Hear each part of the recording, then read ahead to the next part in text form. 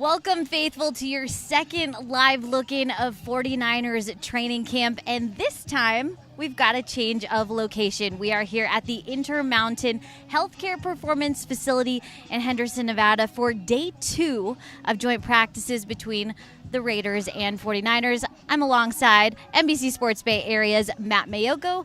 I'm Lindsay Polaris. Matt, I think the expectation of joint practice is a lot of contentious energy, on-the-field scuffles. However, that is not what we saw yesterday. Yeah. It was more friendly animosity, and I would say friendly animosity. I like that. Some smart football, Uh-huh. and then I would definitely say some happy reunions between the 49ers and their former quarterback. Yeah, I thought Jimmy Garoppolo was playing for the silver and black, but he's wearing a red jersey out there. So obviously the non-contact red jersey that the Raiders quarterbacks wear, but he looked like Jimmy Garoppolo, right? I mean, he's got the rugged good looks and the charm, and everybody likes Jimmy. It's no surprise that he's acclimated himself here with the Raiders, and they're talking about how good of a leader he is. I still remember back in 2017 when he was traded, comes to the 49ers mid-season, and before he even stepped on the field as a player, he had already kind of won their locker room over as a leader and a guy that people were excited to see on the field. And of course, Jimmy Garoppolo was here for some good times with the 49ers, but that time is now over. He's looking to replicate those things with the Raiders. And the 49ers, I think, feel very happy with their quarterback situation as well. So, Brock Purdy looks like Brock Purdy, and that's quite a compliment, I think, that I can pay him, because we didn't know, the world didn't know, if he'd be ready for the regular season.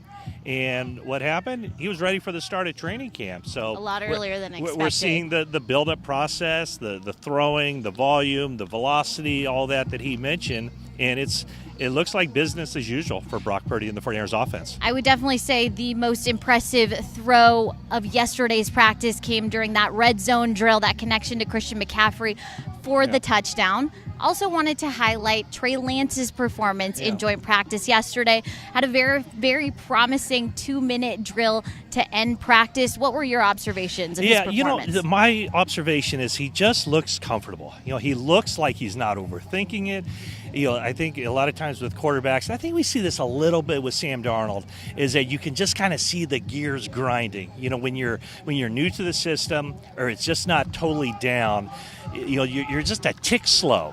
And Trey looked a tick slow as a rookie. He looked a tick slow even last year when he was getting all the reps and was going to be the starter, or was a starter to open the season.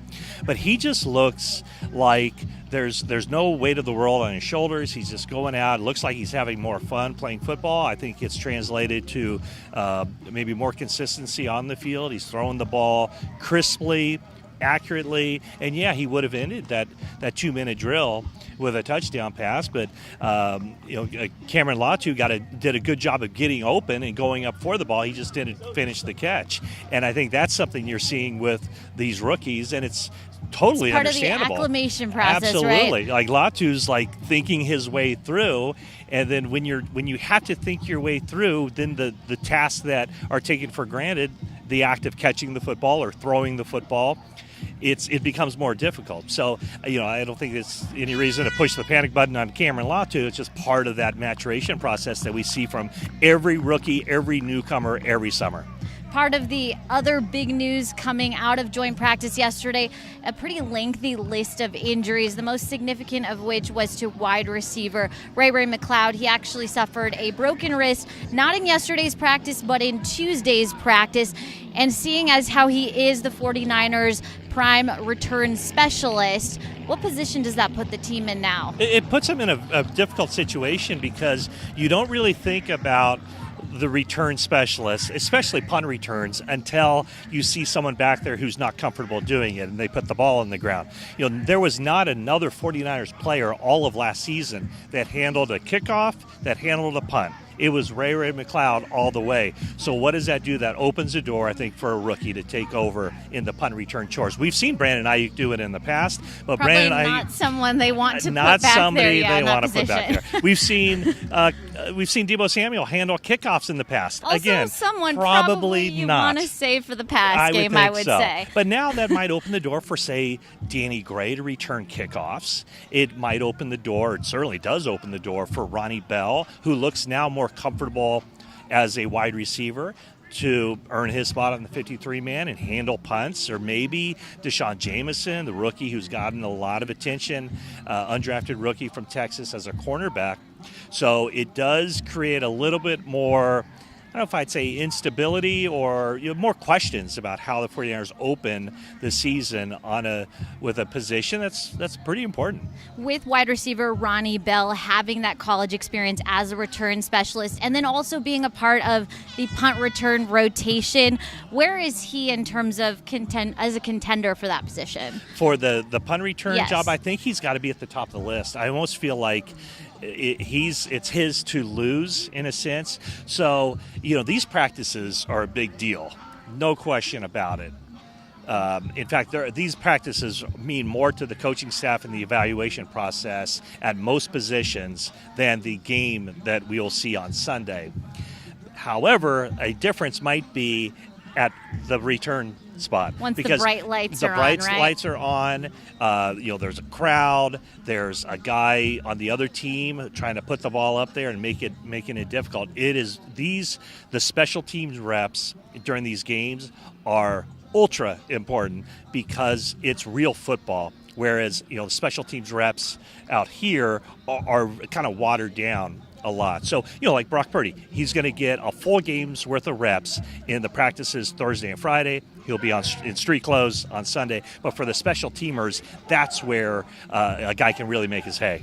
Because these practices are so important, and it is likely we will not see many of the 49ers starters suit up for Sunday's game, what is the expectation of day 2? We saw a good solid foundation day 1.